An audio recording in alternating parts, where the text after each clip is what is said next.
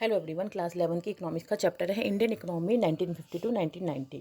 उसमें हम टॉपिक देखने वाले हैं इंडियन एग्रीकल्चर्स की प्रॉब्लम्स क्या क्या थी वो 1950 से 1990 के बीच में।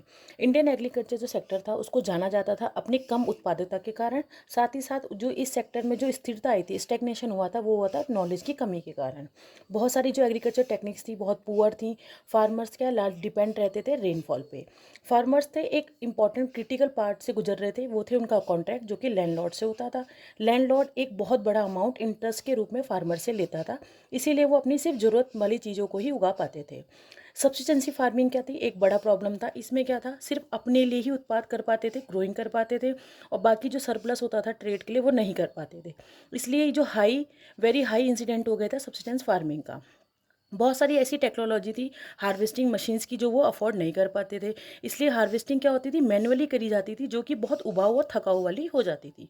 लास्ट है, बहुत सारे लैंड होल्डिंग जो फार्मर्स थे उन बहुत ज़्यादा कम था उनका क्षेत्रफल, वहाँ पे मशीन का यूज़ करना बहुत डिफ़िकल्ट था, इसीलिए जो फार्मर्स थे वो सिर्फ और सिर्फ अपने ही यूज़ के लिए अपने प्रोडक्शन करते थे, बल्कि मार्केट में पहुँच ही नहीं पाते थे। Thank you.